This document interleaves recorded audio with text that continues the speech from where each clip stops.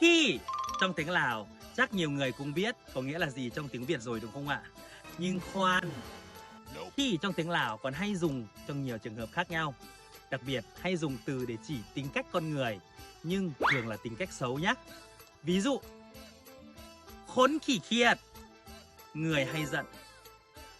Khốn khỉ hay, người hay khóc. Khốn khỉ hứng, người hay ghen. Khốn khỉ niểu, người keo kiệt. Khốn khỉ lặc, người hay ăn cắp.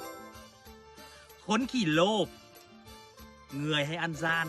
Khốn khỉ màu, người hay say xỉn. Khốn khỉ trồm, người hay cằn nhằn.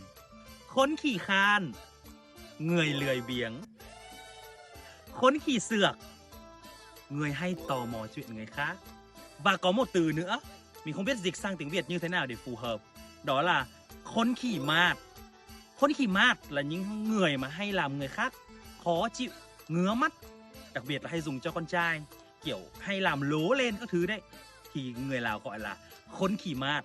Theo mọi người nghĩ là khốn khỉ mạt thì sẽ dịch sang tiếng Việt thế nào là phù hợp nhỉ? Mọi người biết, mọi người hãy comment nhé. Mọi người nhớ theo dõi kênh Tiếng Lào TV để học tiếng Lào nhiều hơn nhé. Khộp giờ này là phốp cắn may. Bye bye.